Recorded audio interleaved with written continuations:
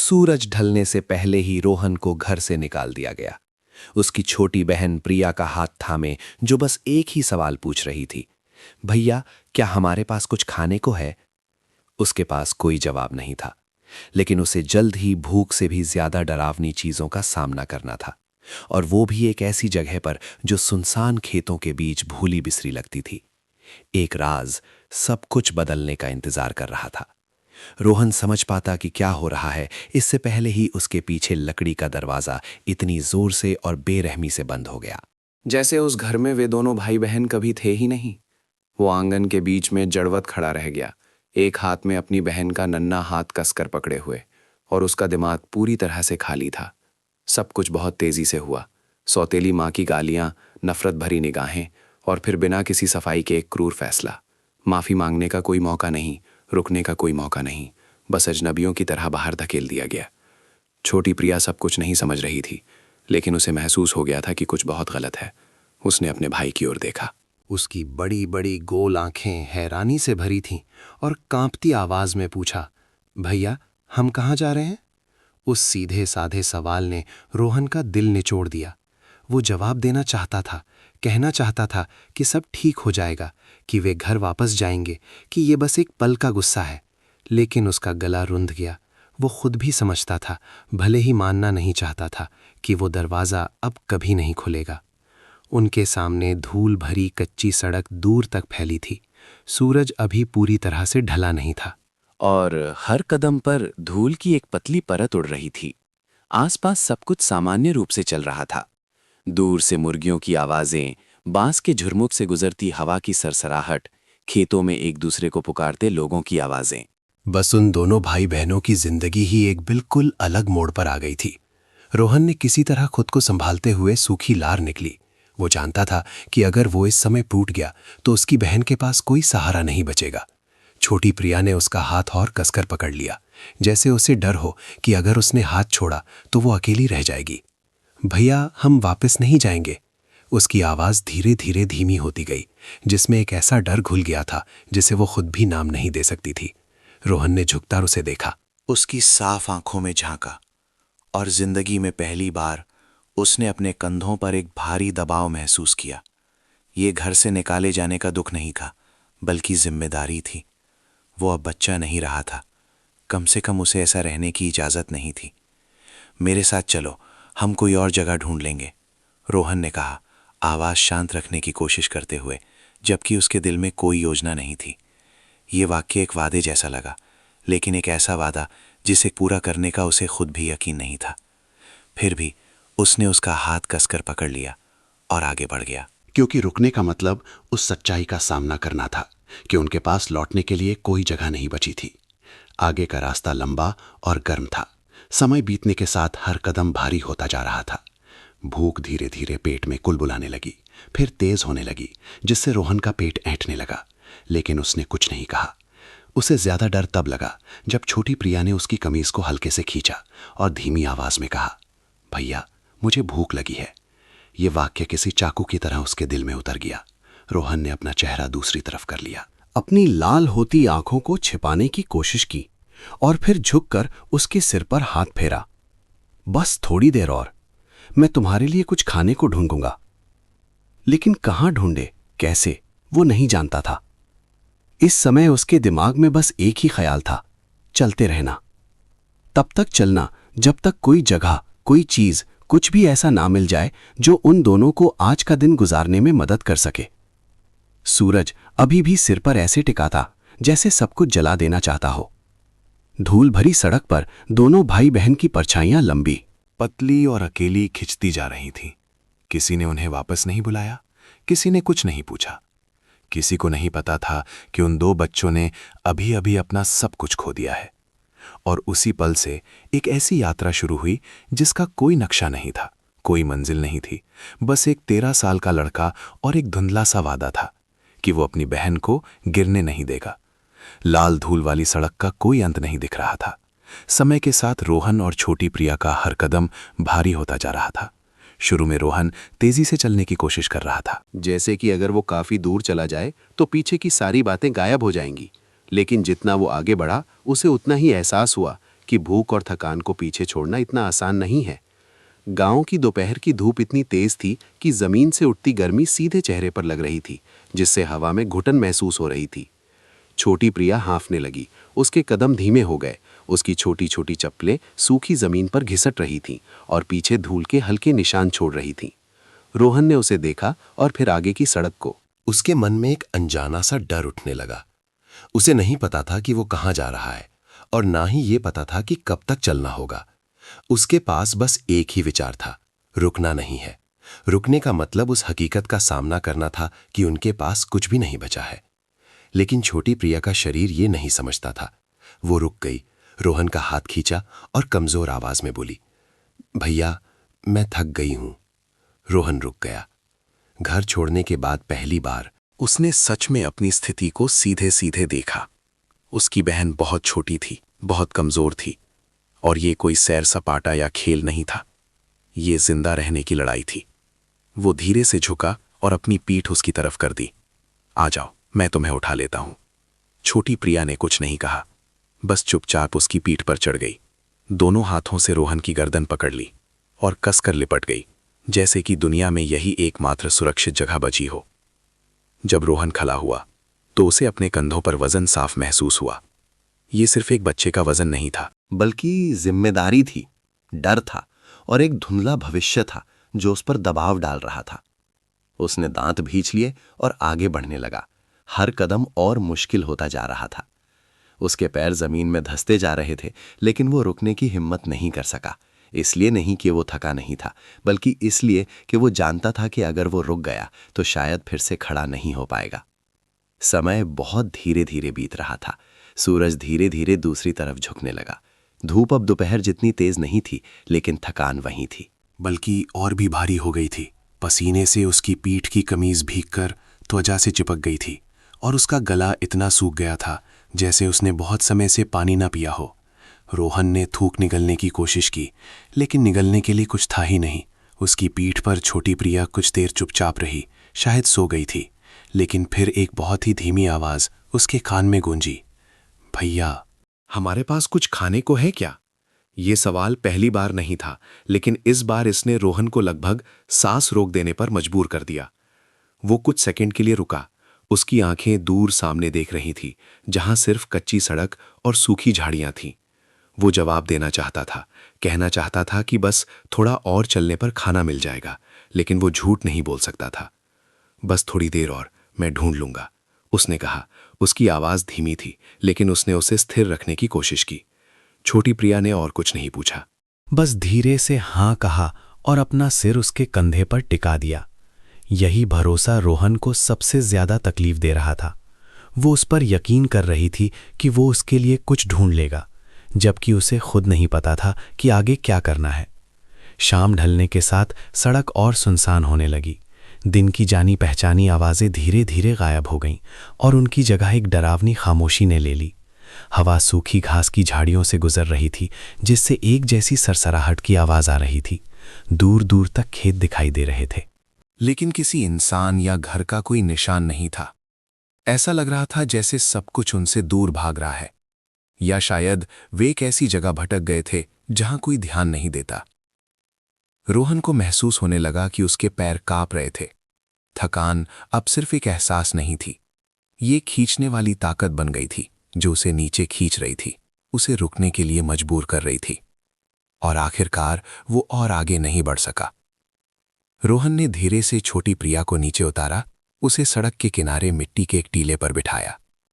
वो उसके बगल में बैठ गया, हाँफ रहा था। उसकी पीठ एक छोटे से पेड़ के तने से टिकी थी। छोटी प्रिया ने उसे देखा। उसकी आंखों में थकान और चिंता दोनों थी। भैया, हम थोड़ी देर आराम कर लें? रोहन ने सिर हिलाया। उसने एक कमजोर मुस्कान लाने की कोशिश की। हाँ, बस थोड़ी देर, फिर हम आगे चलेंगे। लेकिन दिल ही दिल में वो जानता था, अगर उन्हें जल्द ही कुछ नहीं मिला तो वे और दूर नहीं जा पाएंगे। शाम की हवा तेज होने लगी, जिसमें रात की पहली ठंडक का एहसास था। रोहन ने आसमान की ओर देखा। सूरज की रोशनी धीरे धीरे बुझ रही थी और उसकी जगह एक हल्का नारंगी रंग ले रहा था, जो फिर बैंगनी में बदल गया। समय ज्यादा नहीं बचा था। अगर अंधेरा हो गया और वे अभी भी सड़क पे रहे तो सब कुछ कई गुना ज्यादा खतरनाक हो जाएगा। वो खड़ा हुआ, छोटी प्रिया को भी खड़ा किया। चलो, हमें अंधेरा होने से पहले कोई जगह ढूंढनी होगी। इस बार उसकी आवाज ज्यादा दृढ़ थी, इसीलिए नहीं कि वो कम डर रहा था, बल्कि इसीलिए कि वो समझ गया था कि कोई और विकल्प नहीं है। दोनों भाई बहन फिर से चलने लगे, धीमे, ज्यादा थके हुए, लेकिन फिर भी चल रहे थे। और ठीक उसी पल में, जब वे लगभग हिम्मत हार चुके थे, जब दोनों को कोई उम्मीद नहीं बची थी, दूर एक धुंधली सी परछाई दिखाई देने लगी। कोई जगह। ये एक मौका हो सकता था, या शायद एक नई चुनौती जो उनका इंतजार कर रही थी। रोहन सड़क के बीच में रुक गया। उसके कंधे झुके हुए थे, क्योंकि उसे अपनी पीठ पर छोटी प्रिया की गर्म और कमजोर सांसें साफ महसूस हो रही थी। उसकी हर सांस उसे याद दिला रही थी कि वो अब बच्चा नहीं रहा। पहले जब वो घर पर था, भले ही जिंदगी आसान नहीं थी। रोहन फिर भी किसी कोने में छिप सकता था, बड़ों के गुस्से को नजरअंदाज कर सकता था, लेकिन अब नहीं। अब कोई बचाने वाला नहीं था, कोई खाने या सोने की जगह की चिंता करने वाला नहीं था। सिर्फ वो था, और उसके पीछे एक नन्ही सी जान थी जो पूरी तरह से उस पर निर्भर थी। वो धीरे धीरे चलने लगा, अपने कदमों को स्थिर रखने की कोशिश कर रहा था। उसकी कमीज पसीने से पूरी तरह भीग चुकी थी। दोनों पैर बुरी तरह थक चुके थे, लेकिन वो ज्यादा देर रुकने की हिम्मत नहीं कर सका। हर बार जब वो रुकता, उसे लगता जैसे सब कुछ ढह जाएगा। सिर्फ उसका शरीर ही नहीं, बल्कि उसकी हिम्मत भी। रोहन को ये एहसास होने लगा कि सबसे मुश्किल ये नहीं है कि कितना दूर जाना है, बल्कि ये है कि जब आगे कुछ ना पता हो तब भी चलते रहना। भैया। छोटी प्रिया की आवाज हवा की तरह कमजोर उसकी पेट के पीछे से आई। क्या हम खो गए हैं? उस सवाल ने रोहन को एक पल के लिए रोक दिया। खो गए? उसे तो ये भी नहीं पता था कि वो कहाँ जा रहा है, तो वो कैसे जान सकता था कि वे खो गए हैं या नहीं? लेकिन वो अपनी बहन को डरा नहीं सकता था। नहीं, मैं हूं ना यहां, उसने जल्दी से जवाब दिया, जबकि उसका दिल खाली था। छोटी प्रिया ने कुछ और नहीं कहा, बस उसकी गर्दन को और कसकर पकड़ लिया। उस हल्के से पकड़ ने रोहन के दिल को किसी भी चीज से ज्यादा भारी कर दिया। ये सिर्फ एक आलिंगन नहीं था, बल्कि अटूट विश्वास था, और इसी विश्वास ने उसे कमजोर पड़ने की इजाजत नहीं दी। रोहन उन दिनों को याद करने लगा जब वो सच में एक बच्चा था। भले ही उसे डांट पड़ती थी, भले ही उसके साथ ठंडा व्यवहार होता था, फिर भी उसके पास लौटने के लिए एक छत थी, सोने के लिए एक छोटा सा कोना था, और कम से कम हर दिन एक वक्त का खाना था। लेकिन अब सब कुछ गायब हो गया था।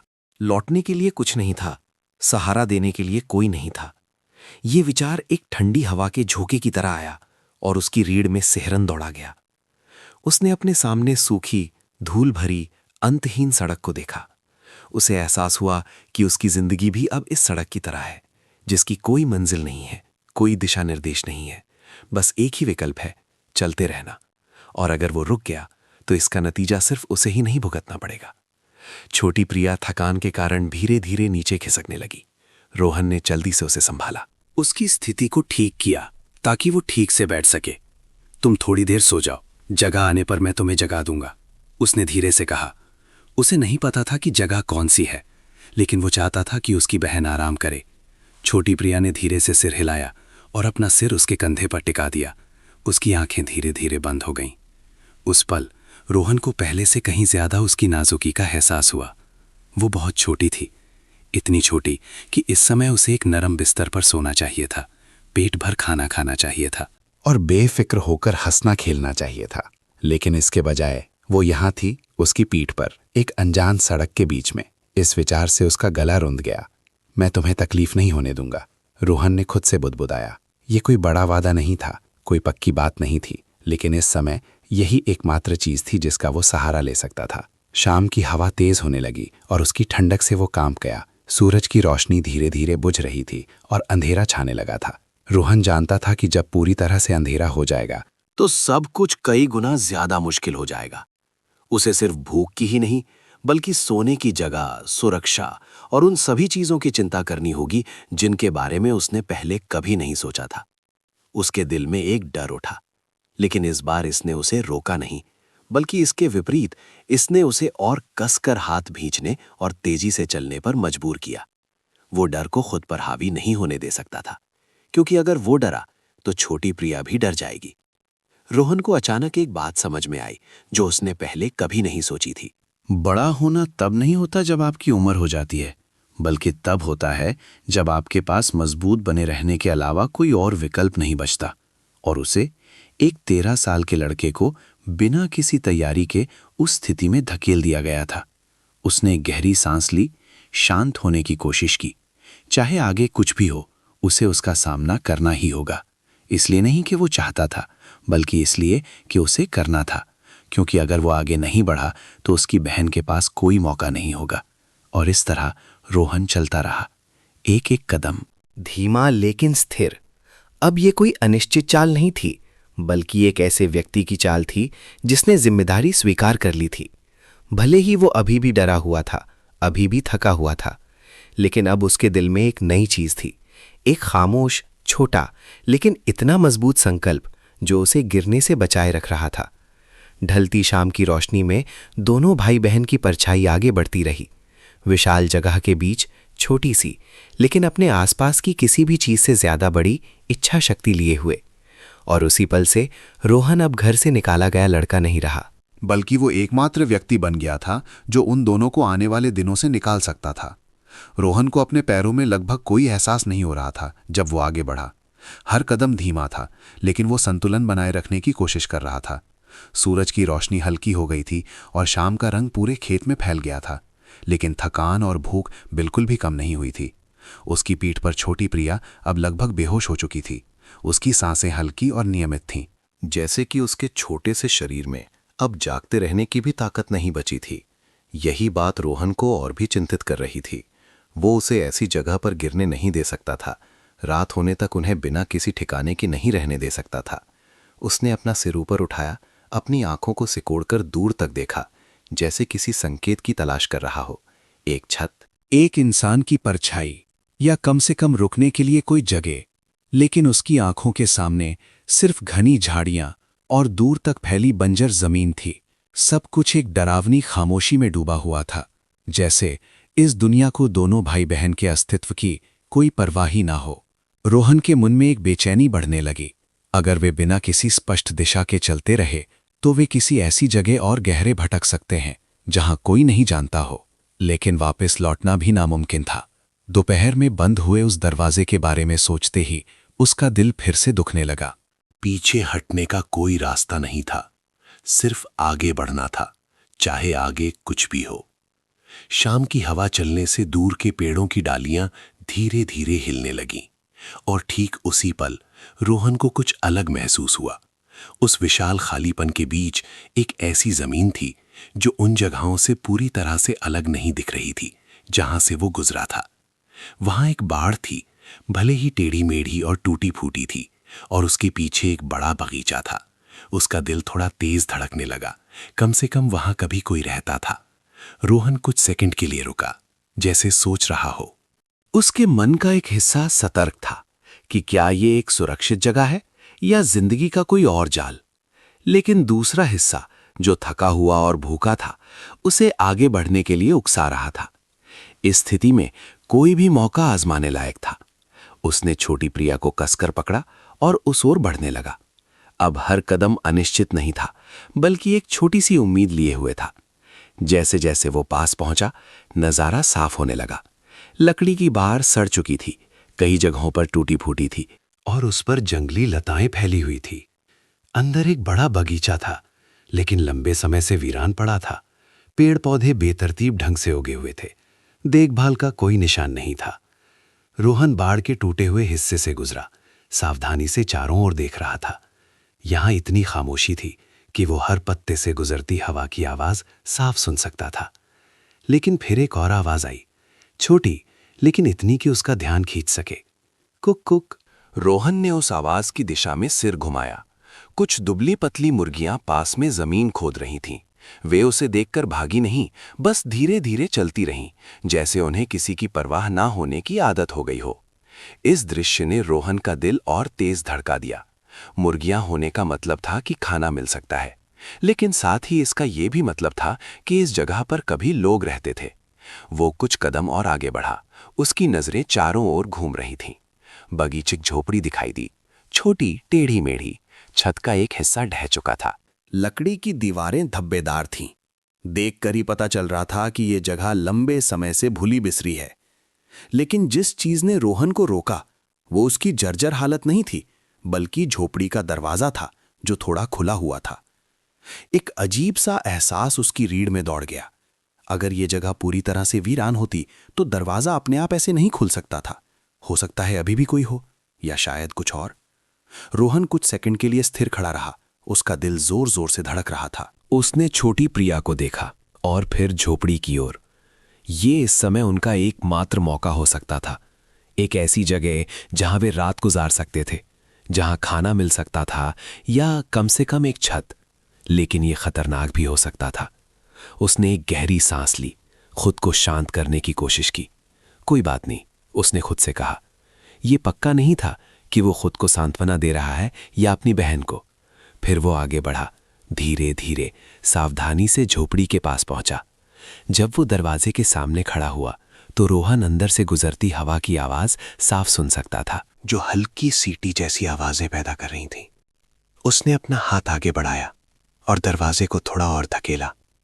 पुरानी लकड़ी की चरमराहट की आवाज खामोश माहौल में गूंज उठी, जिससे उसका दिल उछल पड़ा। अंदर बाहर की तुलना में ज्यादा अंधेरा था। शाम की रोशनी सिर्फ दीवारों की दरारों से होकर आ रही थी। रोहन ने अपनी आंखें सिकोड़कर अंदर देखने की कोशिश की। हर चीज को पहचानने की कोशिश कर रहा था। एक पुरानी लकड़ी की कुर्सी, एक ठंडा पड़ा चूल्हा, कुछ साधारण सामान। और फिर वो रुक गया। कोई था। एक परछाई कोने में चुपचाप बैठी थी, इतनी छोटी और शांत कि रोहन को लगभग लगा कि ये सिर्फ एक परछाई है। लेकिन फिर वे आंखें खुली और सीधे उसकी ओर देखने लगी। रोहन तुरंत कोई प्रतिक्रिया नहीं दे सका।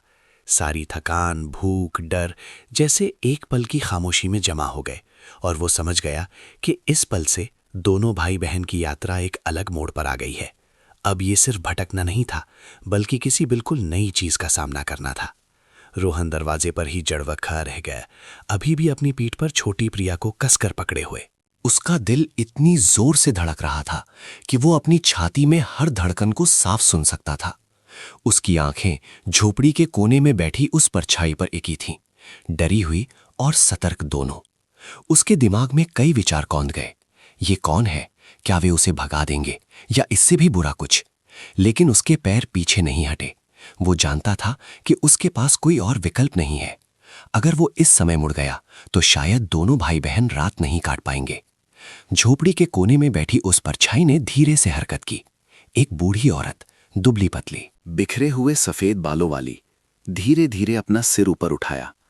उसकी आंखों में वो तीखापन या नाराजगी नहीं थी जो रोहन ने अपनी सौतेली मां में देखी थी, बल्कि एक गहरी, थकी हुई लेकिन बहुत सचेत नजर थी, जैसे उसने अपनी जिंदगी में बहुत कुछ देखा हो। उसने रोहन को कुछ देर तक देखा और फिर उसकी नजर छोटी प्रिया पर गई जो उसकी पीठ पर सो रही थी।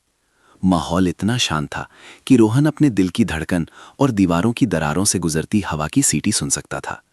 रोहन ने सूखी लार निकली, सारी हिम्मत जुटाकर बोला, हमारा कोई ठिकाना नहीं है। उसकी आवाज छोटी और कांपती हुई थी, लेकिन खामोशी को तोड़ने के लिए काफी थी। उसे नहीं पता था कि और क्या कहना है, और ना ही ये पता था कि कैसे समझाना है।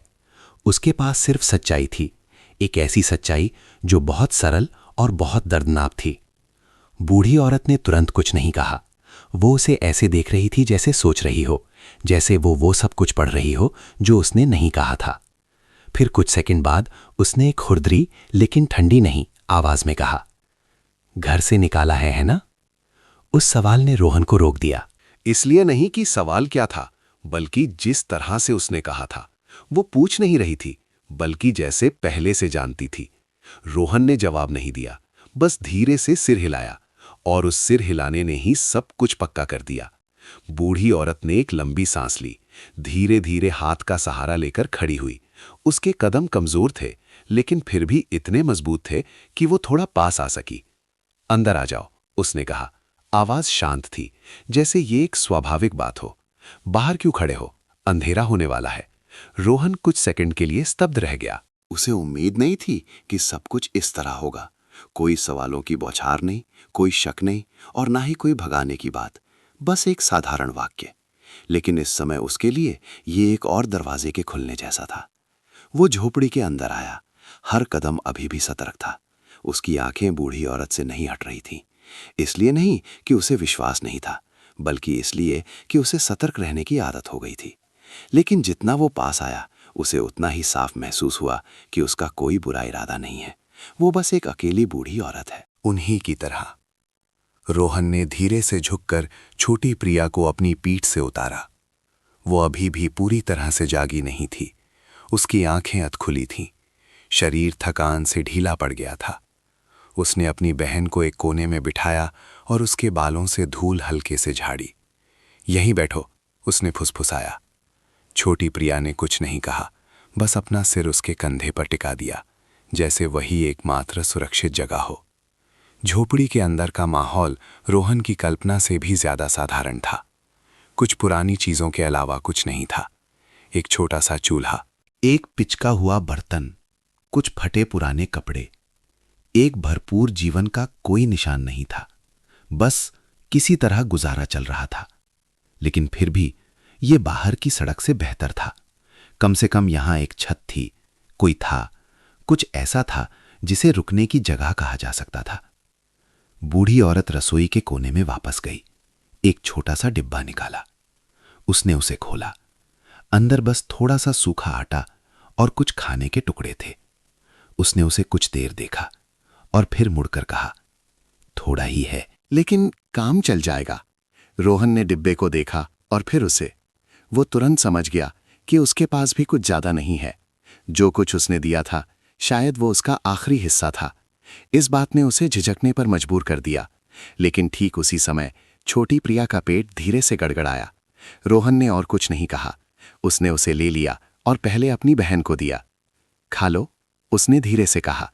छोटी प्रिया ने उसे ले लिया और थोड़ा थोड़ा करके खाने लगी, धीरे धीरे, जैसे डर हो कि खत्म हो जाएगा।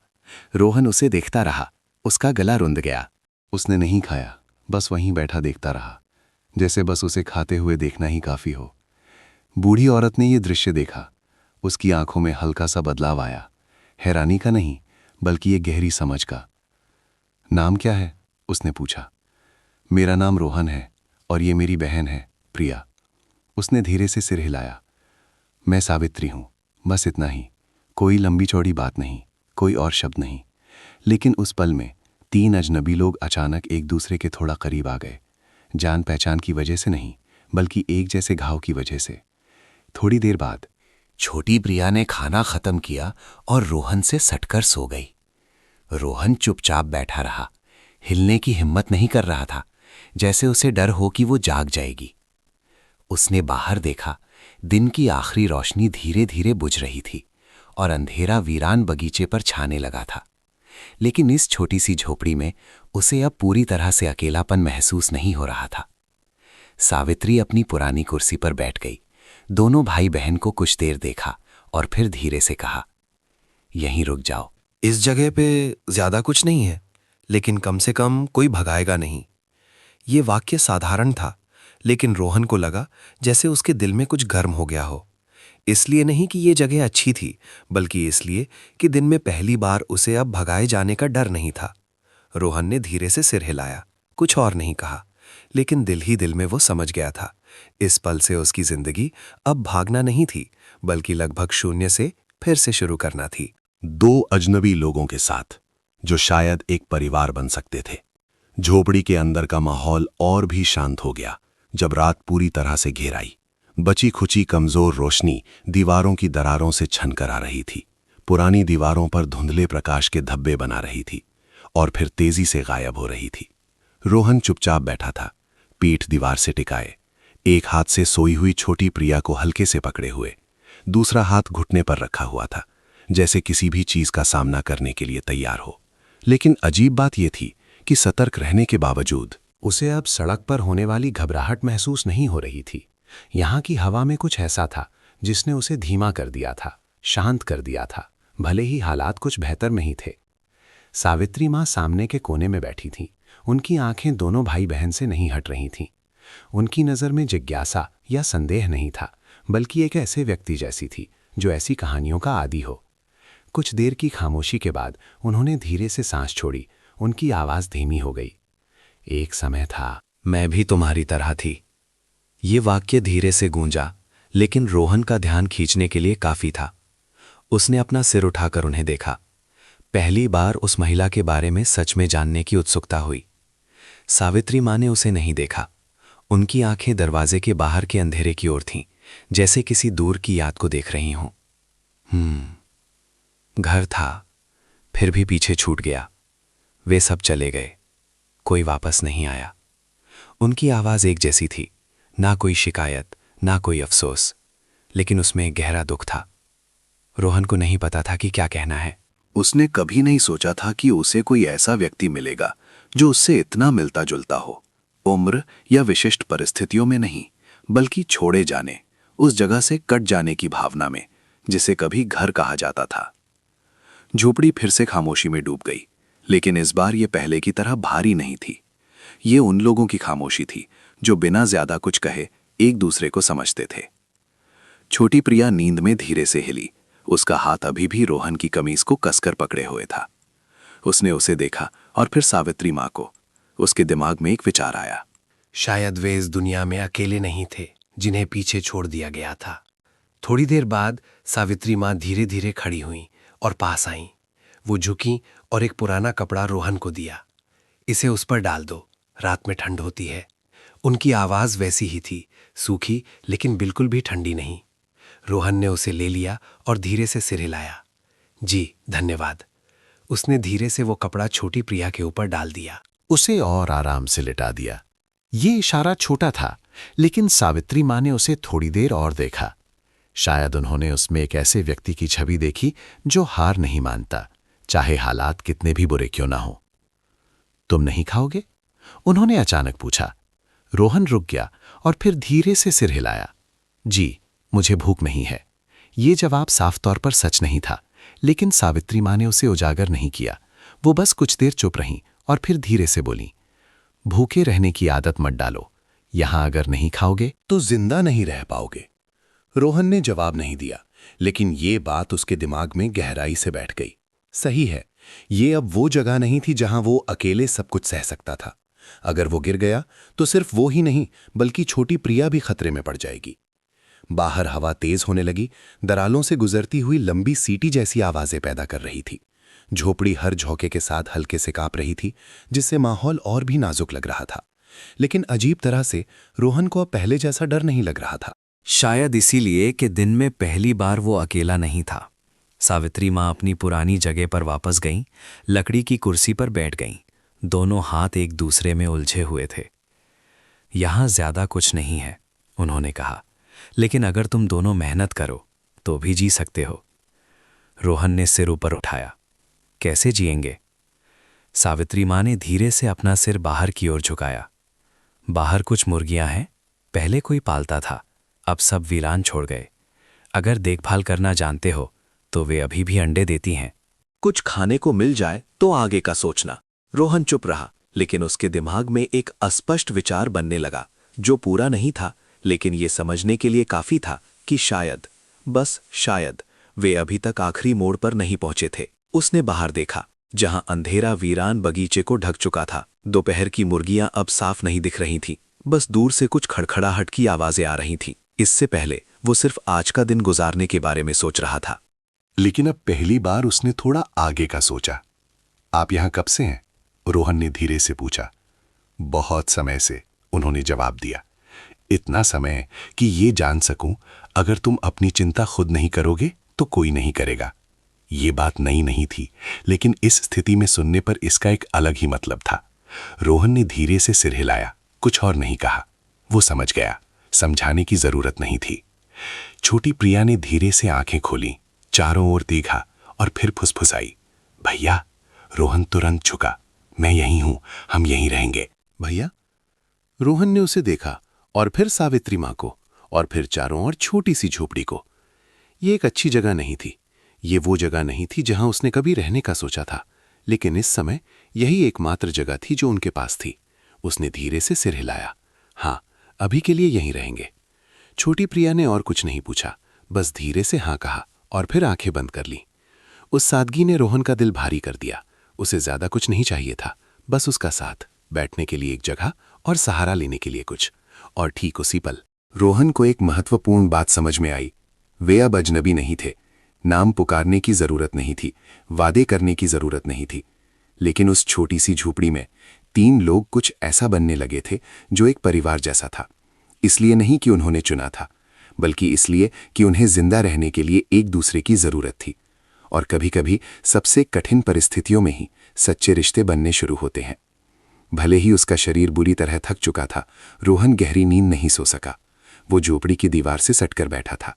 उसकी आंखें बाहर के अंधेरे को देख रही थीं, जहां हवा अभी भी पेड़ों से गुजर रही थी, एक जैसी आवाज पैदा कर रही थी जो कभी खत्म नहीं होती। छोटी प्रिया पास में गहरी नींद सो रही थी। उसकी सांसें हल्की और नियमित थीं, और सावित्री माँ कब की लेट चुकी थी, उसी तरह खामोश जैसे वो इस जगह पर मौजूद थीं। लेकिन रोहन के दिमाग में सब कुछ बिल्कुल भी शांत नहीं था। विचार एक के बाद एक आते जा रहे थे, उसे एक पल भी आराम नहीं करने दे रहे थे। उसने दोपहर की सड़क को याद किया, उस बेबसी के एहसास को याद किया जब उसके पास अपनी बहन को देने के लिए कुछ नहीं था। उस सरल सवाल को याद किया जिसका वो जवाब नहीं दे सका। और फिर उसने उस गरीब ठंडी झोपड़ी को देखा जहां कल के लिए कोई गारंटी नहीं थी। एक विचार धीरे धीरे साफ होने लगा। अगर वे ऐसे ही चलते रहे तो वे टिक नहीं पाएंगे। वे सिर्फ किस्मत के भरोसे नहीं जी सकते। वे किसी चीज के अपने आप होने का इंतजार नहीं कर सकते। रोहन ने अपनी मुट्ठी भींच ली। उसकी आंखों में धीरे धीरे बदलाव आया। घर से निकाले जाने के बाद पहली बार उसने आगे जाने के बारे में नहीं सोचा, बल्कि रुकने और कुछ करने के बारे में सोचा।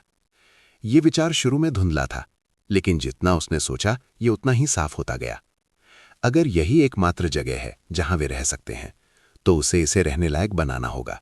सिर्फ एक रात के लिए नहीं, बल्कि लंबे समय के लिए। अगली सुबह जब आसमान में हल्की रोशनी हुई, रोहन जाग गया। शरीर अभी भी दुख रहा था, लेकिन दिमाग पहले से कहीं ज्यादा सचेत था।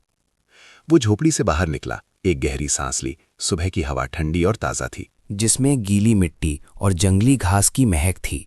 उसके सामने का बगीचा कल की तरह ही वीरान था, लेकिन उसकी आंखों में ये अब सिर्फ एक भूली बिसरी जगह नहीं थी। ये एकमात्र चीज थी जिस पर वो इस समय भरोसा कर सकता था। रोहन धीरे धीरे बगीचे से गुजरा, हर चीज को ध्यान से देख रहा था। टूटी फूटी बाड़, घुटनों तक ऊंची घास, हर जगह बिखरे हुए सड़े हुए लकड़ी के टुकड़े। और फिर उसकी नज़र पुराने मुर्गी के दड़बे पर जाकर रुक गई। एक टेढ़ा मेढ़ा लकड़ी का ढांचा कई जगहों पर ढह चुका था, लेकिन अभी भी कुछ मुर्गियां आसपास घूम रही थीं। वे दुबली पतली कमजोर थीं, लेकिन जिंदा थीं। रोहन कुछ देर वहीं खड़ा रहा। उन्हें देखकर एक विचार कौंधा। अगर ये मुर्गियां अभी भी जिंदा हैं तो इसका मतलब है कि वे अभी भी अंडे दे सकती हैं, और अगर अंडे हैं तो उनके पास खाना हो सकता है। इस विचार ने उसके दिल की धड़कन तेज कर दी। इसलिए नहीं कि ये पक्का था, बल्कि इसलिए कि ये पहली बार था जब उसने एक संभावना देखी थी। उसने झोपड़ी की ओर मुड़कर देखा, जहां छोटी प्रिया और सावित्री माँ अभी भी अंदर थीं। और फिर मुर्गी के दड़बे को देखा। एक जाना पहचाना एहसास वापस आया, कंधों पर भारीपन का एहसास। लेकिन इस बार ये डर नहीं था, बल्कि जिम्मेदारी थी। अगर उसने कुछ नहीं किया तो सब कुछ यहीं रुक जाएगा, लेकिन अगर उसने कोशिश की तो शायद सब कुछ अलग हो सकता है। रोहन अंदर वापस गया, देखा कि सावित्री माँ कब की उठ चुकी हैं और चुपचाप बैठी हैं। कुछ करने की सोच रहे हो? उन्होंने पूछा, जैसे उन्हें अंदाजा हो गया हो। रोहन ने सीधे कहा, मुर्गी का दड़बा। मैंने देखा कि वो अभी भी इस्तेमाल किया जा सकता है। अगर उसे ठीक कर दिया जाए तो शायद वे अंडे देंगी। सावित्री माँ ने उसे कुछ देर देखा और फिर धीरे से सिर हिलाया। ठीक है, अगर तुम करना चाहते हो। उस सरल जवाब ने जैसे एक पुष्टि दे दी। रोहन ने और कुछ नहीं कहा, बस बाहर निकल गया। उसने एक एक करके लकड़ी के टुकड़े उठाना शुरू किया, उन्हें दड़बे के पास खींच कर लाया। हर टुकड़ा भारी था, कई इतने सड़ चुके थे कि पकड़ते ही टूट जाते थे। लेकिन वो रुका नहीं, उसके हाथ छिल गए, पसीना बहने लगा। लेकिन वो लगा रहा। छोटी प्रिया झोपड़ी के दरवाजे पर खड़ी उसे काम करते देख रही थी। उसने एक मुस्कान देने की कोशिश की। मैं मुर्गियों के रहने के लिए जगह ठीक कर रहा हूं, बाद में हमारे पास खाने के लिए अंडे होंगे। छोटी प्रिया की आंखें चमक उठी, भले ही वो पूरी तरह से समझ नहीं पाई। तो क्या हम भूखे नहीं रहेंगे भैया? रोहन एक पल के लिए रुका और फिर सिर हिलाया। हाँ, अगर हम ये कर पाए। ये जवाब पक्का नहीं था, लेकिन इस बार ये कोई खोखला वादा नहीं था, ये एक लक्ष्य था। समय धीरे धीरे बीत रहा था, लेकिन रोहन ने ध्यान नहीं दिया। वो बस छोटे छोटे कामों पर ध्यान केंद्रित कर रहा था। लकड़ी के ढांचे को फिर से खड़ा करना, दरारों को भरना, जो कुछ भी इस्तेमाल किया जा सकता था उसे इकट्ठा करना। दड़बा अभी भी बहुत कच्चा था, लेकिन कम से कम अब ये मलबे का ढेर नहीं था। जब सूरज सिर पर आ गया तब रोहन रुका, हाँफ रहा था, शरीर थका हुआ था, हाथ दर्द कर रहे थे। लेकिन जब उसने अपने किए हुए काम को देखा तो उसे एक ऐसी चीज महसूस हुई जो उसने लंबे समय से महसूस नहीं की थी। थोड़ा सा आत्मविश्वास। इसलिए नहीं कि सब कुछ ठीक हो गया था, बल्कि इसलिए कि पहली बार वो चुपचाप खड़ा नहीं था। रोहन ने मुर्गी के दड़बे को देखा और फिर चारों ओर के बगीचे को। अभी भी बहुत कुछ करना था, आगे बहुत सारी मुश्किलें थी, लेकिन अब वे उसे एक दीवार की तरह नहीं लग रही थी। वे करने वाले काम थे। और उस पल में रोहन को एक महत्वपूर्ण बात समझ में आई। उनकी जिंदगी सिर्फ चाहने से नहीं बदलेगी, बल्कि तब बदलेगी जब वो कुछ करना शुरू करेगा, चाहे छोटा हो चाहे धीमा हो। लेकिन शुरू करना होगा। उसने अपने माथे से पसीना पोंछा, मुस्कुराती हुई छोटी प्रिया की ओर मुड़कर देखा और फिर चुपचाप देख रही सावित्री मां को। उसके दिल में एक नया एहसास पैदा हुआ। कोई बड़ी उम्मीद नहीं, बल्कि एक छोटा सा विश्वास जो उसे आगे बढ़ने के लिए काफी था। और उसी सुबह से सब कुछ बदलना शुरू हो गया। किसी जादू की वजह से नहीं, बल्कि इसलिए कि एक 13 साल के लड़के ने अब और इंतजार न करने का फैसला किया था। रोहन पुराने मुर्गी के दड़बे के सामने कुछ देर तक खड़ा रहा।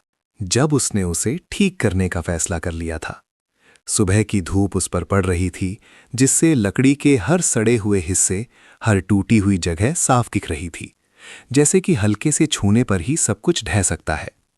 अगर ये कल होता तो शायद वो मुड़ जाता, ये सोचकर कि ये काम नामुमकिन है। लेकिन आज बात अलग थी। उसके दिमाग में अब ये सवाल नहीं था कि क्या वो ये कर सकता है, बल्कि ये था कि कहाँ से शुरू करना है। वो झुका और पास में पड़ी एक लकड़ी की पट्टी उठाई। वो पट्टी उसके सोचे हुए से हल्की थी, लेकिन जब उसने उसे उठाया तो उसका एक हिस्सा सड़कर छोटे छोटे टुकड़ों में गिर गया। रोहन ने उसे कुछ सेकंड देखा और फिर एक तरफ रख दिया। ये काम का नहीं है। वो और टुकड़े ढूंढने लगा जो ज्यादा मजबूत थे, ज्यादा साबुत थे। हर बार जब उसे एक काम का टुकड़ा मिलता, वो उसे दड़बे के पास लाकर रख देता, जैसे छोटी छोटी उम्मीदें इकट्ठा कर रहा हो। काम धीरे धीरे और अनाड़ीपन से शुरू हुआ। रोहन ने पहले कभी ऐसा काम नहीं किया था। उसे ना तो कील ठोकना आता था, ना ही जोड़ना। वो बस जो कुछ देख रहा था उसी के आधार पे सबसे सरल तरीके से करने की कोशिश कर रहा था। उसने एक गिरी हुई लकड़ी की पट्टी को फिर से खड़ा किया, उसे उसकी पुरानी जगह पर डालने की कोशिश की और फिर एक और टुकड़े से उसे सहारा दिया ताकि वो झुके नहीं। सब कुछ बिल्कुल भी मजबूत नहीं था, लेकिन कम से कम वो खड़ा हो गया था। पसीना उसके माथे से बहने लगा, उसकी कमीज भीग गई, उसके हाथ लकड़ी के तेज किनारों से छिल गए। लेकिन रोहन रुका नहीं। हर बार जब वो दड़बे को थोड़ा और मजबूत होते देखता, उसे और हिम्मत मिलती। इसलिए नहीं कि यह अच्छा हो गया था, बल्कि इसलिए कि ये पहले जैसा बुरा नहीं था। छोटी प्रिया पास में बैठी थी, दोनों हाथों से घुटने पकड़े हुए अपने भाई को बिना पलक झपकाए काम करते देख रही थी।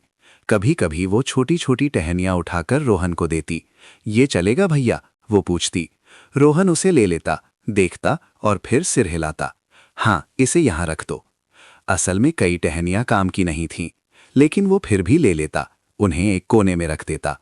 इसलिए नहीं कि उसे जरूरत थी, बल्कि इसलिए कि वो जानता था कि उसकी बहन मदद करने की कोशिश कर रही है।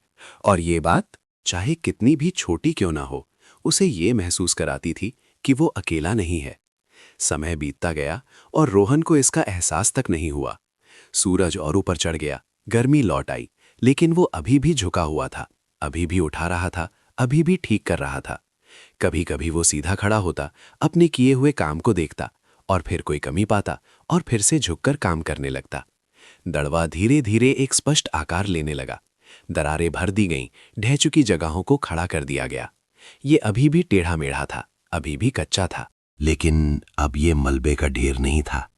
सावित्री माँ झोपड़ी के दरवाजे पर बैठी चुपचाप देख रही थीं। उन्होंने कुछ नहीं कहा, कोई दखल नहीं दिया, बस उनकी आंखें रोहन की हर हरकत पर थीं, जैसे वो कुछ सोच रही हों। फिर थोड़ी देर बाद उन्होंने कहा, वो जगह अभी भी खुली है, रात में कोई जानवर घुस सकता है। रोहन ने ऊपर देखा और उस दिशा में देखा जहां उन्होंने इशारा किया था। सच में पीछे की ओर एक कोने में अभी भी एक बड़ी खाली जगह थी। उसने सिर हिलाया, कुछ नहीं कहा और लकड़ी ढूंढने चला गया। इस बार उसने ध्यान से चुना। ऐसी लकड़ियां जो काफी लंबी और मजबूत हों, जो उस जगह को बंद कर सके। उसने एक बड़ी लकड़ी खींची जो पहले वालों से भारी थी। उसे उस जगह पर रखा। उसे सीधा रखने के लिए उसे अपने दोनों हाथों और पूरी ताकत का इस्तेमाल करना पड़ा और फिर उसे स्थिर करने का तरीका ढूंढना पड़ा। काफी समय लगा, लेकिन आखिरकार वो खाली जगह भी बंद हो गई। रोहन कुछ कदम पीछे हटा, पूरे दड़बे को देखा। ये अभी भी पूरा नहीं हुआ था, लेकिन कम से कम ये एक ऐसी जगह बन गई थी जो मुर्गियों को अंदर रख सकती थी। मुर्गियां पास आने लगीं। धीरे धीरे अंदर जाने लगी, जैसे अपने नए घर की जांच कर रही हूं। रोहन चुपचाप खड़ा रहा, उन्हें डराया नहीं। जब उसने देखा कि वे भागी नहीं, तो उसने एक हल्की सांस छोड़ी। छोटी प्रिया दौड़कर आई, उसकी आंखें चमक उठीं। भैया, वे अंदर चली गईं।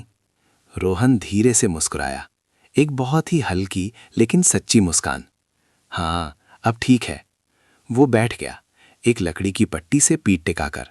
हाँफ रहा था, पूरा शरीर दुख रहा था, हाथ जल रहे थे, लेकिन दिल में एक अजीब सा एहसास था।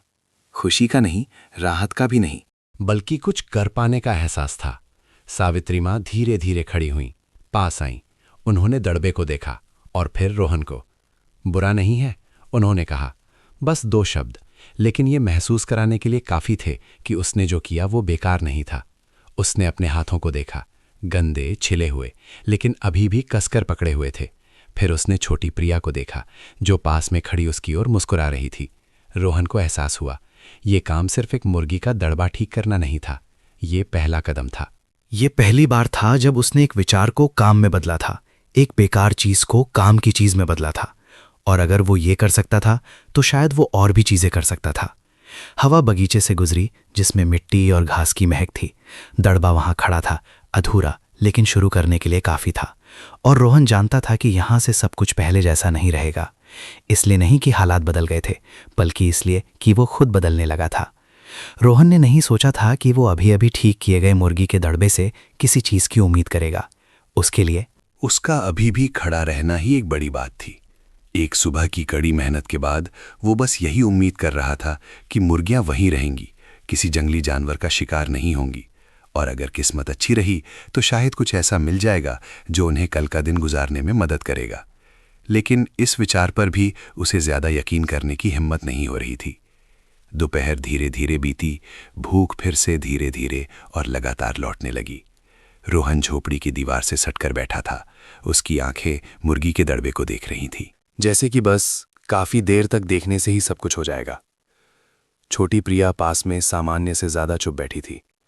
उसने अब ये नहीं पूछा कि खाने को कुछ है क्या, लेकिन उसकी यही खामोशी रोहन के दिल को और भारी कर रही थी। सावित्री माँ अभी भी अपनी पुरानी जगह पर बैठी थीं। उनकी नजरें कभी कभी बाहर और फिर रोहन पर जाती थीं। उन्होंने कुछ नहीं कहा, लेकिन ऐसा लग रहा था कि वो भी किसी चीज का इंतजार कर रही हैं। झोपड़ी के अंदर का माहौल इतना शांत हो गया था कि हर छोटी मोटी आवाज भी साफ सुनाई दे रही थी। हवा की आवाज, पत्तों की आवाज और उनके पेट की भूख की आवाज, जिसे छिपाया नहीं जा सकता था। उस एहसास को सहन न कर पाने पर रोहन खड़ा हुआ। मैं बाहर जाकर देखता हूं, उसने धीरे से कहा। जवाब का इंतजार किए बिना वो तेजी से मुर्गी के दड़बे की ओर बढ़ा। मुर्गियां अभी भी वहीं थीं, धीरे धीरे चल रही थीं, कभी कभी जमीन खोदने के लिए झुक जाती थीं। सुबह से कुछ भी अलग नहीं था। रोहन कुछ देर देखता रहा और फिर एक हल्की सांस छोड़ी।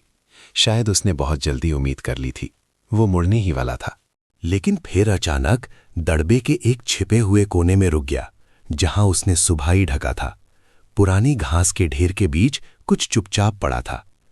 पहले तो उसे लगा कि यह सिर्फ एक लकड़ी का टुकड़ा या मिट्टी का ढेला है, लेकिन जब उसने और ध्यान से देखा तो उसका दिल अचानक जोर से धड़कने लगा। एक अंडा। रोहन पास आया, धीरे धीरे, जैसे डर हो कि अगर वो बहुत तेजी से चला तो वो चीज गायब हो जाएगी। वो झुका और उसे छूने के लिए हाथ बढ़ाया। अंडा छोटा था, निखुत नहीं था, लेकिन असली था। ये कोई कल्पना नहीं थी, कोई उम्मीद नहीं थी। ये वहीं था, ठीक उसकी आंखों के सामने। वो कुछ सेकंड के लिए चुपचाप खड़ा रहा, कुछ नहीं बोला। उसके दिमाग में कोई स्पष्ट विचार नहीं था, बस एक एहसास उमड़ रहा था, कुछ ऐसा जो भूख से भी ज्यादा गर्म और मजबूत था। रोहन ने अंडा उठाया, उसका हाथ हल्का कांप रहा था। वो उसे ऐसे देख रहा था जैसे वो अपनी जिंदगी की सबसे कीमती चीज देख रहा हो, और शायद इस स्थिति में ये सच में वैसा ही था। वो लगभग दौड़ते हुए झोपड़ी की ओर मुड़ा। सावित्री माँ, उसकी आवाज गूंजी। पहली बार थोड़ी जल्दबाजी में सावित्री माँ ने सिर ऊपर उठाया और छोटी प्रिया भी देखने लगी। जब उन्होंने रोहन के हाथ में अंडा देखा तो दोनों की आंखों में बदलाव आ गया। भैया, ये क्या है? छोटी प्रिया ने पूछा। उसकी आंखें बड़ी हो गईं। रोहन झुका।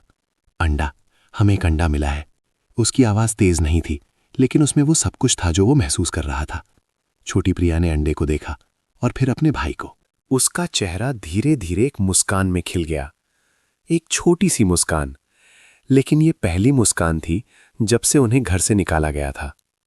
तो क्या हमारे पास खाने को है भैया? रोहन ने सिर हिलाया, इस बार बिना किसी झिझक के। हाँ है। सावित्री माँ धीरे धीरे खड़ी हुईं, पास आईं। उन्होंने अंडे को देखा। उनकी आंखों में भावनाएं छिपी नहीं थी, भले ही उन्होंने कुछ कहा नहीं।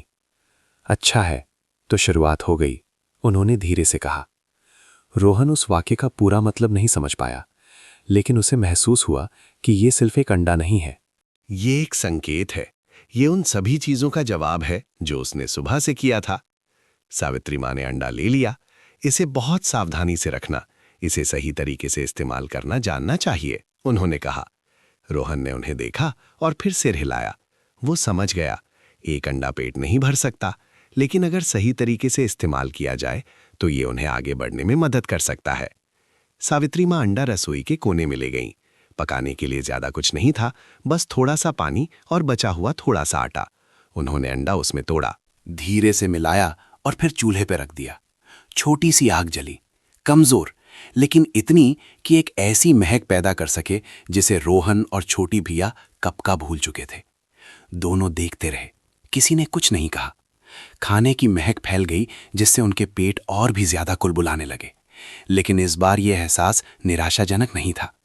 जब छोटा सा कटोरा नीचे रखा गया तो सावित्री माँ ने उसे 3 हिस्सों में बांटा। बराबर नहीं, ज्यादा नहीं, लेकिन इतना कि हर किसी को थोड़ा थोड़ा मिल सके। रोहन ने अपने हिस्से को देखा और फिर छोटी प्रिया को। सहज रूप से उसने अपना हिस्सा उसे देने की सोची, लेकिन इस बार वो रुक गया। सुबह सावित्री माँ की कही बात उसके दिमाग में गूंजी, अगर नहीं खाओगे तो जिंदा नहीं रह पाओगे।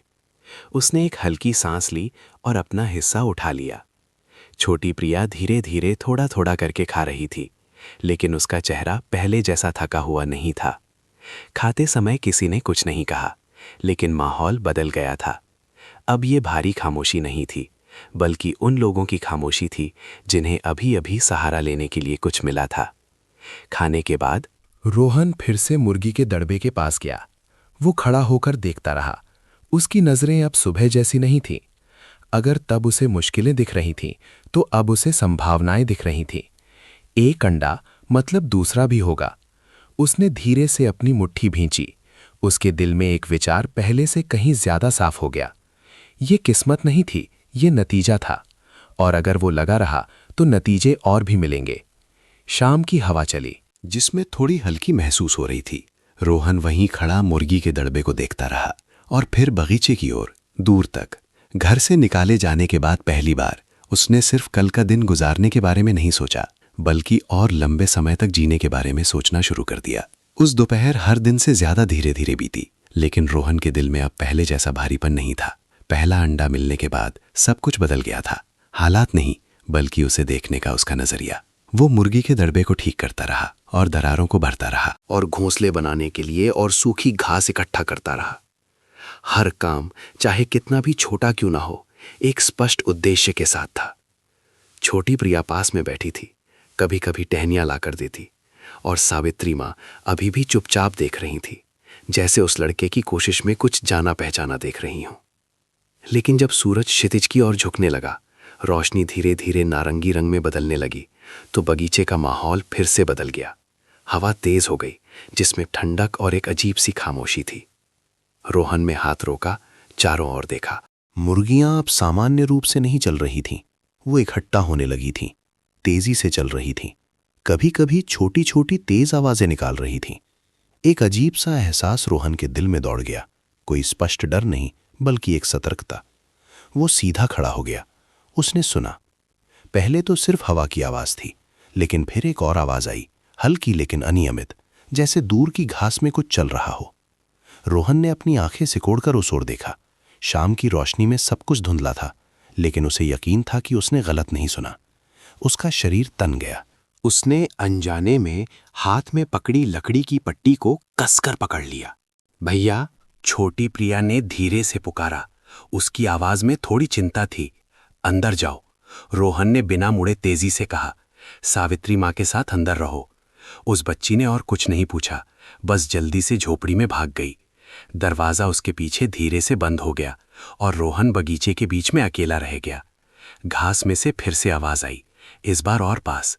मुर्गियां तितर बितर होने लगी, दड़बे की ओर भाग रही थीं। एक दूसरे से टकरा रही थीं। इससे रोहन को और भी यकीन हो गया कि कुछ आ रहा है। उसका दिल तेजी से धड़क रहा था, लेकिन वो पीछे नहीं हटा।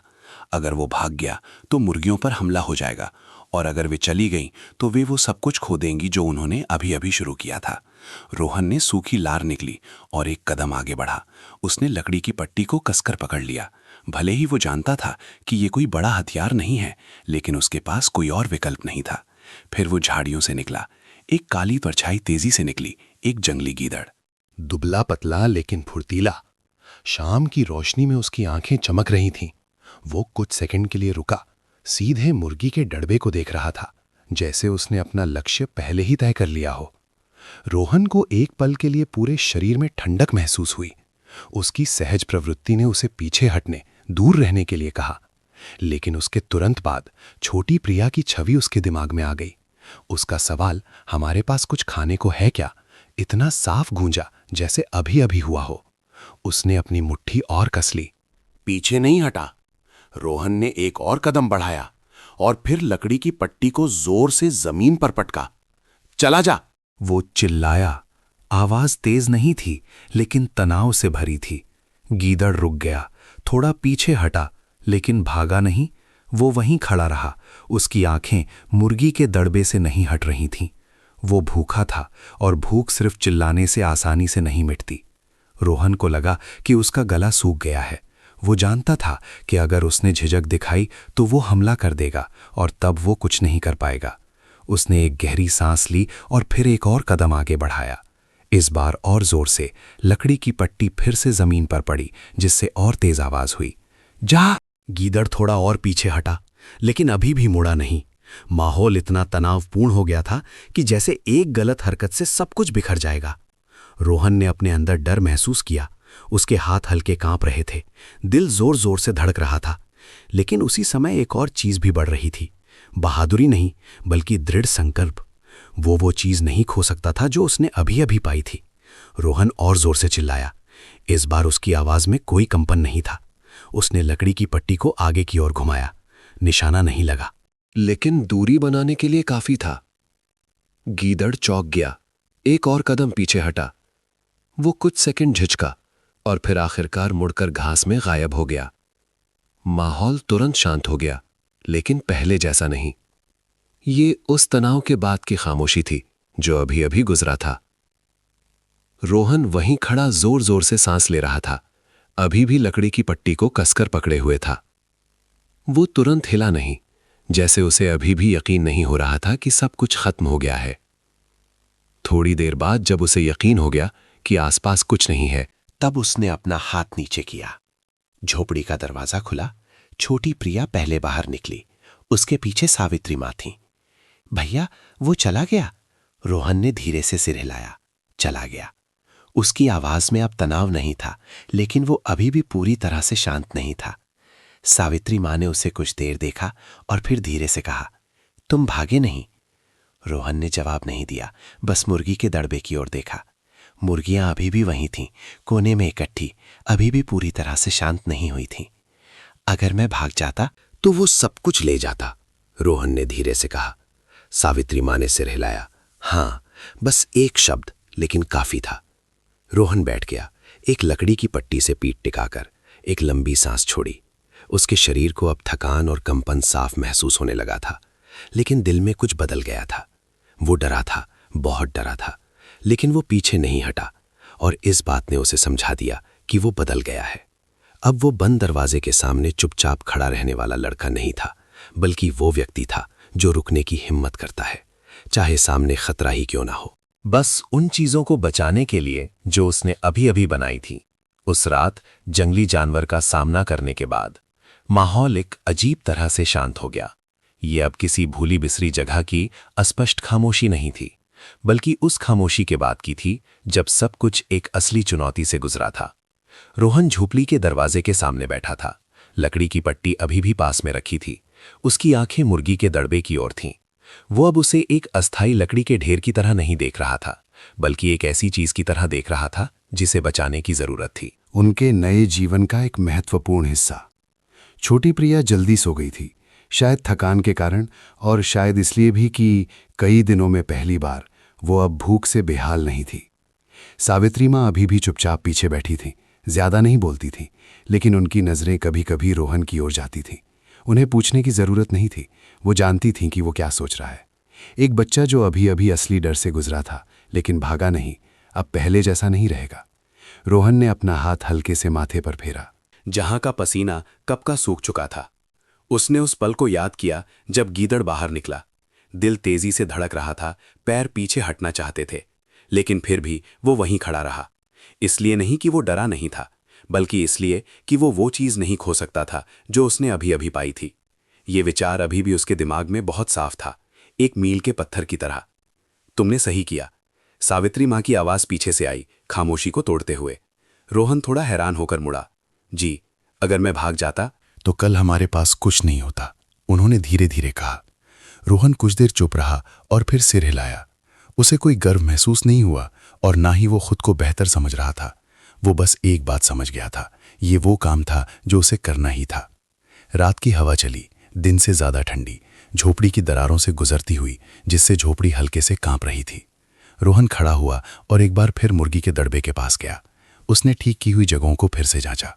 हर लकड़ी की पट्टी को हल्के से खींचकर ये पक्का किया कि वे अभी भी मजबूत हैं। अभी अभी हुई घटना के बाद वो समझ गया था कि अगर उसने काम ठीक से नहीं किया तो सिर्फ एक रात ही सब कुछ शून्य पर वापस लाने के लिए काफी होगी।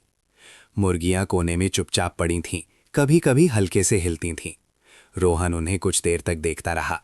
पहले वे सिर्फ एक वीरान बगीचे में दुबली पतली जानवर थीं, लेकिन अब वे जीवन का स्रोत थीं। वो चीज जो उसे अपनी बहन से किए वादे को निभाने में मदद कर सकती थी। अगली सुबह जब पहली धूप बगीचे पर पड़ी, रोहन जाग गया। अब उसे पिछले दिनों की तरह लंबी थकान महसूस नहीं हो रही थी। शरीर अभी भी दुख रहा था, लेकिन उसका दिमाग साफ था। वो बाहर निकला, चारों ओर देखा, सब कुछ वैसा ही था। पुरानी झोपड़ी, वीरान बगीचा, अस्थायी दड़बा, लेकिन उसकी आंखों में सब कुछ अलग था। वो सीधे मुर्गी के दड़बे के पास गया। इस बार वो पहले की तरह खड़ा होकर नहीं देख रहा था, बल्कि झुककर हर कोने की जांच कर रहा था। और फिर सूखी घास के एक कोने में उसने उसे फिर से देखा। एक और अंडा। रोहन चिल्लाया नहीं, तुरंत भागा नहीं, वो बस कुछ सेकंड वहीं खड़ा अंडे को देखता रहा और फिर धीरे से सांस छोड़ी। अब ये कोई आश्चर्य नहीं था, बल्कि एक पुष्टि थी। जो कुछ वो कर रहा था उसका नतीजा मिल रहा था। उसने अंडा उठाया और फिर झोपड़ी की ओर मुड़ा। छोटी प्रिया अभी अभी जागी थी और आंखें मल रही थी। जब उसने अपने भाई के हाथ में अंडा देखा तो वो तुरंत मुस्कुरा दी। फिर से मिला भैया? रोहन ने सिर हिलाया। हाँ, एक और। छोटी प्रिया की मुस्कान इस बार कल से ज्यादा साफ थी। अब ये कोई अचानक मिली खुशी नहीं थी, बल्कि एक ऐसी खुशी थी जो दोहराई जा सकती थी। इस बात ने रोहन को एहसास दिलाया कि उम्मीद अब कोई दूर की चीज नहीं है, वो यहीं है, थोड़ा थोड़ा करके। अगले कुछ दिन काम रुका नहीं। रोहन मुर्गी के दड़बे को ठीक करता रहा, उसे और मजबूत और बंद करता रहा। उसने और सूखी घास ढूंढी, आसपास की जंगली घास साफ की ताकि देखने में आसानी हो। हर दिन वो जांच करता, सुधार करता और अपने किए हुए कामों से थोड़ा थोड़ा सीखता। सावित्री माँ कभी कभी कुछ बातें बताती, ज्यादा नहीं, लेकिन सही समय पर। उस जगह को बांध दो, तेज हवा में गिर सकता है, या पानी जमा मत होने दो, मुर्गियां बीमार हो जाती हैं। ये सरल बातें रोहन को कई गलतियों से बचाती थीं। छोटी प्रिया भी बदल गई। वो अब सिर्फ बैठकर नहीं देखती थी, बल्कि छोटे छोटे कामों में मदद करने लगी थी। घास इकट्ठा करना, टहनियां जमा करना और जब भी मुर्गियां इधर उधर जाती तो उन्हें भगाना। उसकी हंसी कभी कभी बगीचे के बीच में गूंजती, जिससे माहौल की ठंडक कम हो जाती। हर दिन बीतने के साथ अंडों की संख्या बढ़ती गई, ज्यादा नहीं लेकिन नियमित रूप से। इतना कि उन्हें अब पहले की तरह भूख की चिंता नहीं करनी पड़ती थी। पेट भरने के लिए नहीं, लेकिन आगे बढ़ने के लिए काफी था। एक दोपहर जब रोहन बैठकर देख रहा था तो दड़बा पहले से कहीं ज्यादा मजबूत हो गया था। उसे अचानक एक बात का एहसास हुआ। सब कुछ आसान नहीं हो गया था, बल्कि वो सामना करने का आदी हो गया था। मुश्किलें अभी भी थीं, खाना अभी भी कम था, रहने की जगह अभी भी अस्थायी थी, खतरा कभी भी लौट सकता था। लेकिन अब वे उसे ऐसी चीजें नहीं लगती थीं जिन्हें पार नहीं किया जा सकता। रोहन ने छोटी प्रिया की ओर देखा, जो एक सूखे पत्ते से खेल रही थी, और फिर चुपचाप देख रही सावित्री माँ को। उसके दिल में एक अजीब सा एहसास उठा, खुशी का नहीं बल्कि स्थिरता का। वो समझ गया था कि उनकी जिंदगी में अभी भी बहुत सारी चुनौतियां हैं, लेकिन अब उनके पास एक ऐसी चीज थी जो पहले नहीं थी, एक दिशा।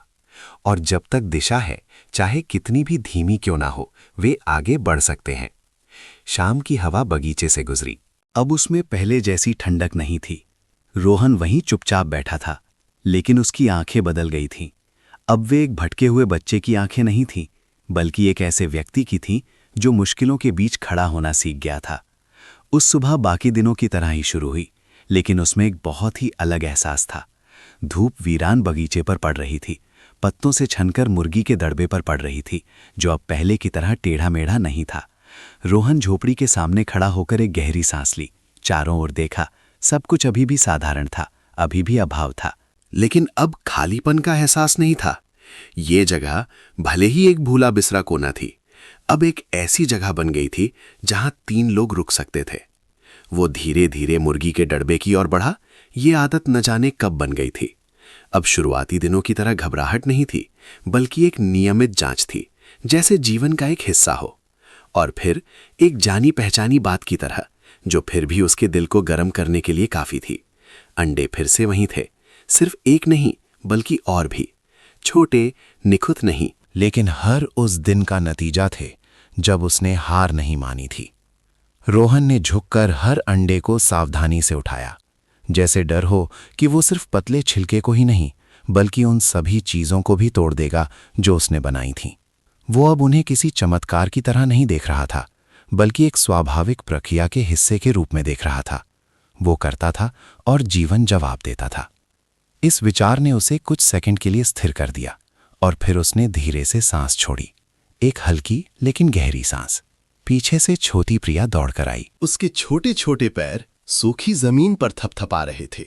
भैया, आज ज्यादा है क्या? उसकी आवाज साफ और उम्मीद से भरी हुई थी। रोहन ने मुड़कर कुछ अंडे हल्के से ऊपर उठाए। छोटी प्रिया तुरंत मुस्कुरा दी, एक पूरी मुस्कान जिसमें शुरुआती दिनों की कोई थकान नहीं थी। कल से ज्यादा है, रोहन ने सिर हिलाया। कुछ और नहीं कहा, लेकिन दिल में एक अजीब सा एहसास उठा। अंडों की संख्या ज्यादा होने की वजह से नहीं, बल्कि अपनी बहन की मुस्कान की वजह से। वो चीज जिसे वो कभी डरता था कि फिर कभी नहीं देख पाएगा। सावित्री माँ झोपड़ी के दरवाजे पर खड़ी दोनों भाई बहन को देख रही थी। उनकी आंखों में अब पहले दिन की तरह थकान नहीं थी, बल्कि कुछ गर्म, कुछ जीवन था। देखा, उन्होंने धीरे से कहा, जब हम नहीं छोड़ते तो वो भी हमें नहीं छोड़ता। रोहन ने सुना और फिर धीरे से सिर हिलाया।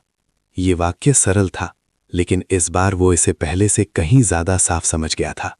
जीवन आसान नहीं हो जाता, बल्कि जब हम कुछ करना शुरू करते हैं तो सब कुछ धीरे धीरे अपने तरीके से बदलने लगता है। अगले कुछ दिन तेजी से नहीं, आसानी से नहीं, बल्कि अपनी एक लय में भी थे। रोहन अब घबराहट के एहसास के साथ नहीं उठता था, बल्कि एक काम के साथ उठता था जो उसे करना होता था। उसने और कमज़ोर जगहों को ठीक किया और सामान इकट्ठा किया, बगीचे को और साफ सुथरा रखने का तरीका ढूंढा। किसी ने उसे नहीं सिखाया कि क्या करना है, लेकिन हर दिन बीतने के साथ वो अपने किए हुए कामों से थोड़ा थोड़ा सीखता गया। छोटी प्रिया भी अपने तरीके से बड़ी हो रही थी। वो अब ये नहीं पूछती थी कि खाने को कुछ है क्या, बल्कि पूछने लगी थी, आज हम क्या करेंगे भैया? ये सवाल चाहे कितने भी छोटे क्यों ना हो। रोहन को ये एहसास कराते थे कि वो अब सिर्फ इंतजार नहीं कर रही है, बल्कि उसके साथ चल रही है। सावित्री माँ वैसी ही थी, कम बोलती थी लेकिन हमेशा वहीं रहती थी। कभी कभी वो एक बात बताती, एक वाक्य याद दिलाती, ज्यादा नहीं लेकिन काफी, और उनकी वही खामोश उपस्थिति ही सब कुछ को अव्यवस्था में जाने से रोकती थी।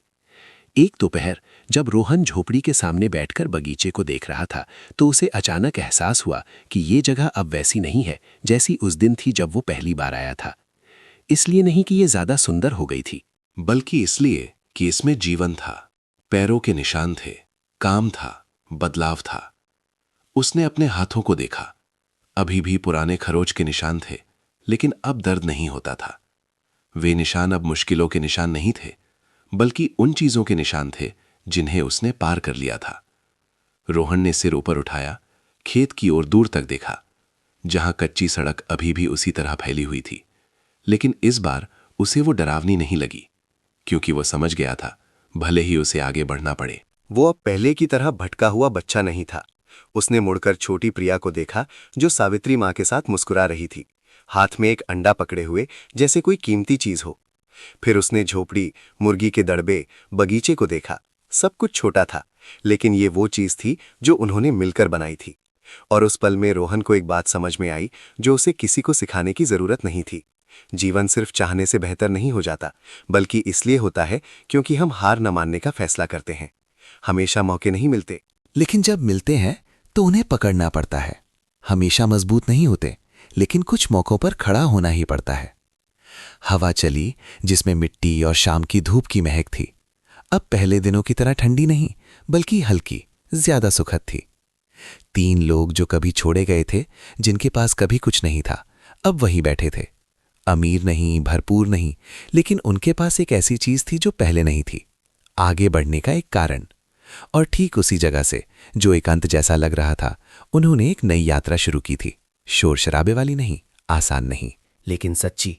और जब तक वे चलते रहेंगे, उनकी कहानी अभी खत्म नहीं हुई है।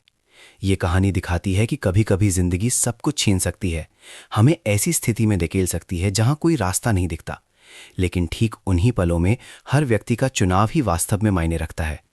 रोहन इसलिए मजबूत नहीं था कि वो डरता नहीं था, बल्कि इसलिए मजबूत था क्योंकि डरने के बावजूद उसने हार नहीं मानी। वो अपने प्रियजन की रक्षा के लिए खड़ा रहा। सबसे बड़ी सीख ये है कि हालात भाग्य का फैसला नहीं करते, बल्कि हम उसका सामना कैसे करते हैं, ये करता है। जब तक हम हार नहीं मानते, छोटे छोटे कदम भी एक नई शुरुआत कर सकते हैं। नमस्ते दोस्तों, आप सब कहां से हमें सुन रहे हैं? कमेंट्स में जरूर बताइए। आज की ये कहानी आपको कैसी लगी? अधिक जानकारी हम चाहते हैं कि खुशियां और सलामत रहें। अधिक जानकारी